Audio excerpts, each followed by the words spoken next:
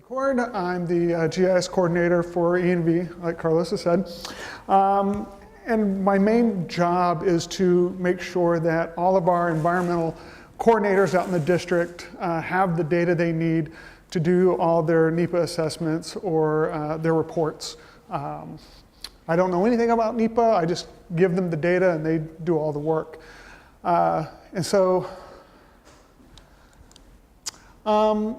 So what is happening is that there is this line that's getting blurred between applications on the internet and desktop. One of those applications is GIS, and we're able to provide GIS data over the internet to all of our environmental consultants, which is a lot easier than what they're doing right now.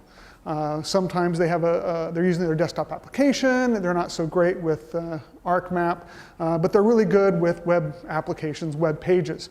So we're just skipping the desktop and putting everything up on the web so that they can access. Because they're the subject matter experts and they need that data. Like I said, the next slide contains an unpopular opinion, and we advise our more personal viewers to avert their eyes. This is really important. Interpreting data without the underlining expertise can be dangerous. So we're providing this data on the internet, we're providing it to the subject matter experts, we're providing it to management, but if you don't have that expertise, things can go wrong. So if you're the subject matter expert, rely on them. They know what they're doing. Yeah, no problem. So we develop a whole suite of applications for our subject matter experts and anybody else who's interested to look at the data that we have. All this data that I'm going to show you, it's publicly available. We're just packaging it up so that our environmental consultants out in the districts can use them. So the first one is for cultural resources. We have all the historic bridges up there, so they can drill down.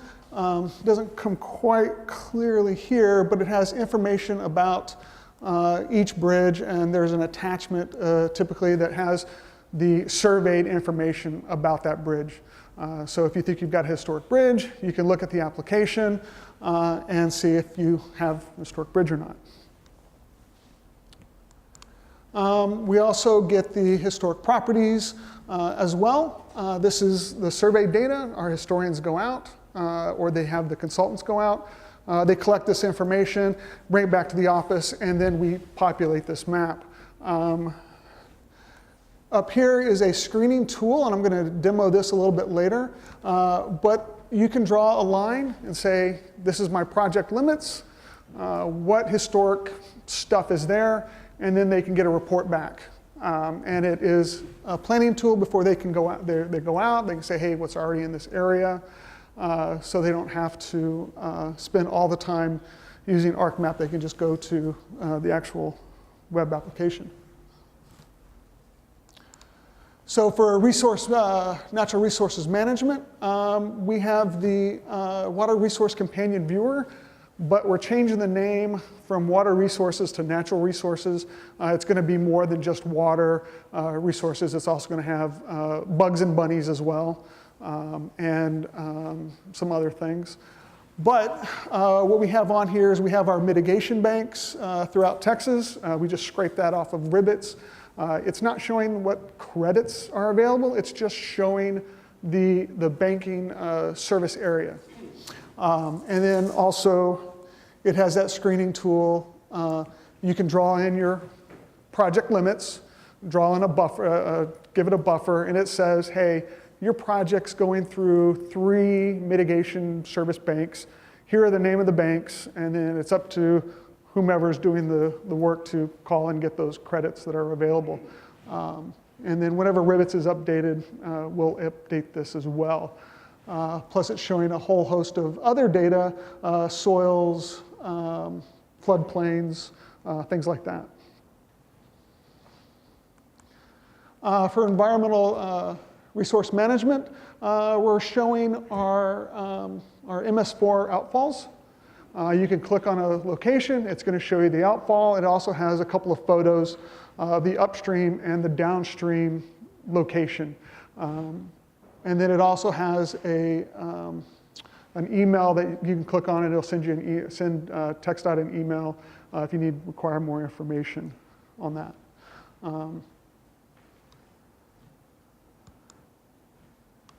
So let's go back one. So the previous web applications, those are all public facing. Anybody can access those because it's all public available data anyway. There's nothing secret. The next two applications are just internal only, and they have sensitive information. So this one is the National Diversity Database. The data is provided by TPWD, and we have it on our application. And so our biologists can look, they can put in their project limits, they can do their buffer, and they can get whatever bugs and bunnies or plants are located under that buffer.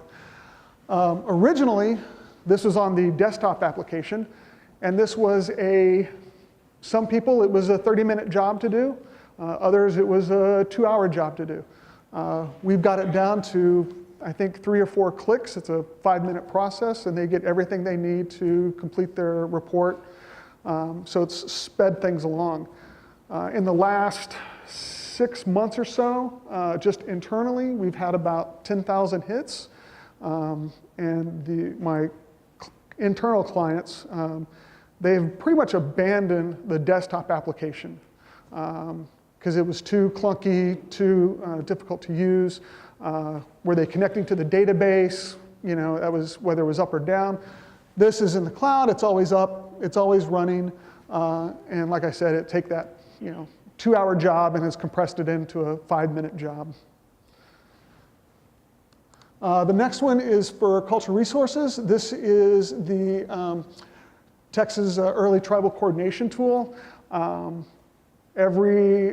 think we're doing it twice a year now. We update with the planned projects. We create a couple of buffers. We get the cultural information of sites, archaeological sites. We give the access to the tribes so that the archaeologists can coordinate with the tribes on any potential impacts to their cultural sites. I think this has cut down the time of coordination down quite a bit, and I think everybody is pretty happy with it. So now I'm going to go back and I'm going to show you, I'm going to go up there and I'm going to show you the historic properties, kind of just demo it. And then once I get done with that, I'll take some questions and we go from there. I'll be right back. I'm going to probably trip here, so.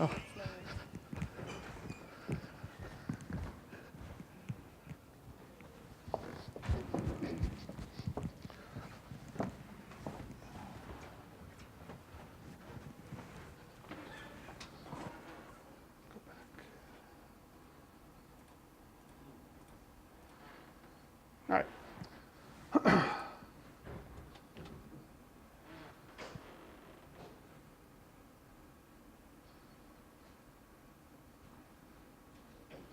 This will happen any minute now.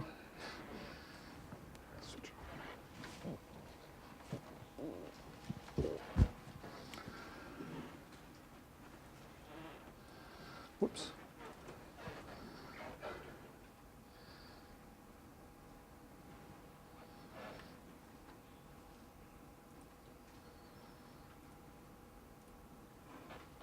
Okay. So I'm a historian. I've got to go out to the field. I'm going to do some pre-planning.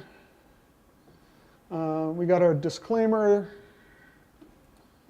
and I'm okay with that.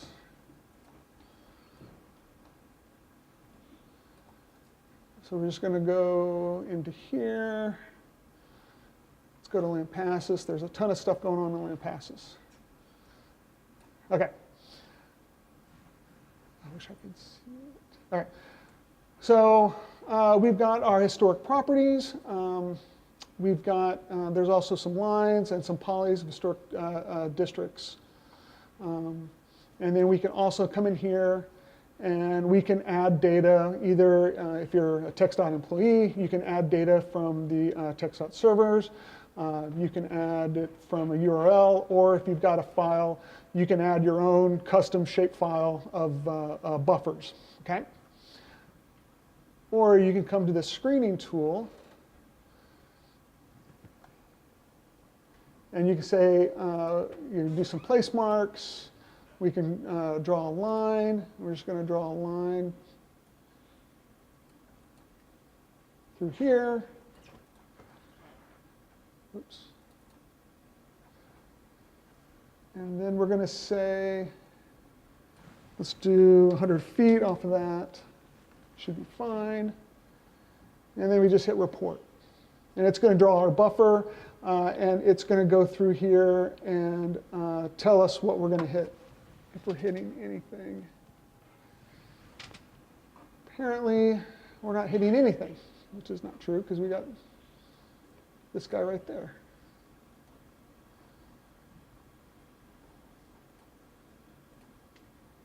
Da, da, da, da, da. I can't see from way up here.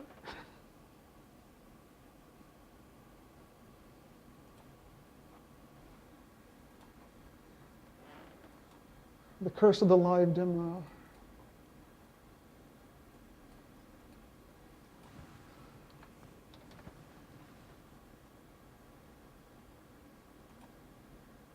Okay, so it's going to go through here and it's going to tell us how many things we've hit. And then we can open this up, and this is all the things that are there that could be potential. The keyword is it's not absence or presence data, it's just something's there.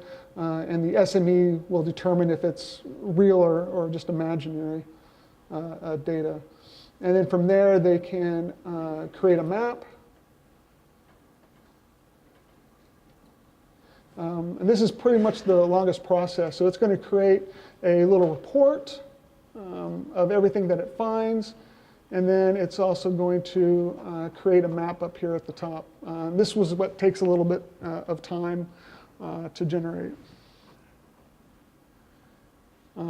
They can zoom in and out and print this out and take this or file it as part of their report.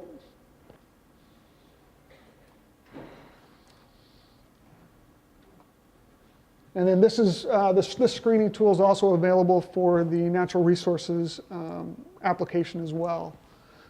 So it's all about, go back to the slide. It's all about getting the data in the hands of the SMEs as quickly as possible so they can do their job. Any questions?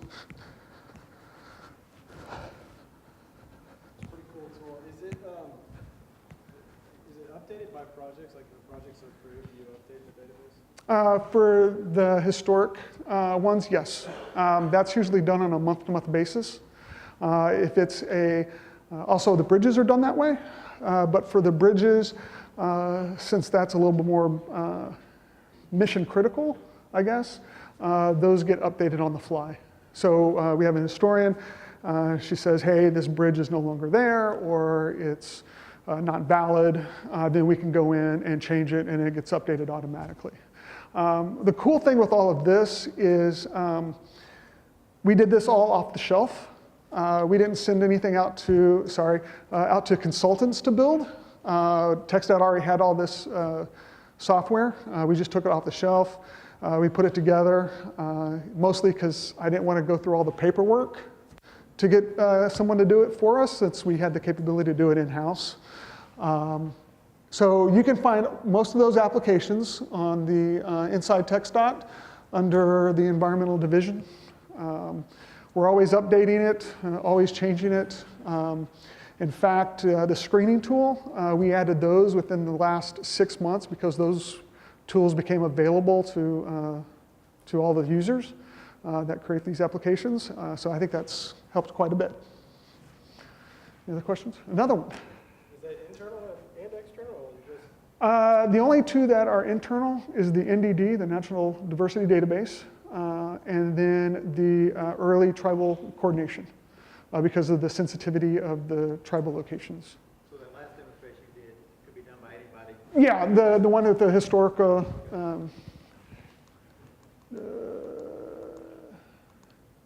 yeah, this one, that can be done by anybody. Even you, Carlos, can do it. No, you can do it. And you won't be wrong, that's the thing. Let's see. Let's see, there's something else. No, I think that's about it. If there's any other questions? So which other database can you access? Which database? Which other database can you access with the tool? What do you mean? I'm trying to see, can I replace my environmental consultant by running that tool? No, you can't. You still need your environmental consultant. They need to make that judgment. It's important for them to make that judgment. Do we have plans to add to the data? For the natural resources, we're going to add, like I said, I think we're going to add whatever Jody wants. Critical habitat, and that also will be updated based off of Wildlife Services iPad system and possibly, I don't have NDD yet. I don't know what else we're going to add, but for sure the endangered species, protected species. Surveyed project data? Yeah, previous. Yeah. So. Yes, but not as well. We're in the process of updating it to look like the demo that I showed. That's based on the older version. But you used it quite a bit, right? And you like it over the desktop? You just say yes. Yes. Great. Any other questions? Yeah. Yeah, I may have missed it somewhere in your presentation. Can you tell us an external link to start with to get to these? Yeah, so if you go to, if you go to Inside TxDOT and you go to the Environmental Division, if you hit one of the programs, it will be listed inside that program. We were going to put it all on one page, but that felt like it was duplicating web pages, so we just stuck it underneath the programs that it hits to.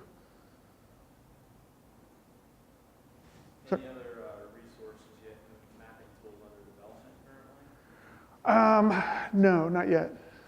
We're trying to get census to do a better, to do a census one with tracks and blocks, but that's a lot of data and it's keeps falling apart. So we might, I don't know how we're going to do it, but American Fact Finder does it pretty okay, but not great. So, but I'd like to do the census one. So, which one? Are we? Okay. Yes. Unless I just found out about it. No, we were scoping it out. Oh, okay. Okay.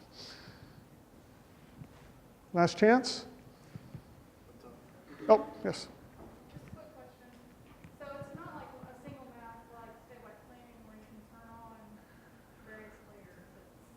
It's different applications or different areas that you have to go get that data. Right. We felt that we wanted to just focus on those programs and not have everything. We thought it would be a lot cleaner to do that way. We still like the statewide planning map. It's just we wanted to make sure that we were just focusing on what we needed because the biologists don't care about what the historians are doing and vice versa. So. Well, for us in the district, we're Right. Right. And so. nice for us. Well, you can bring this data into the statewide planning map.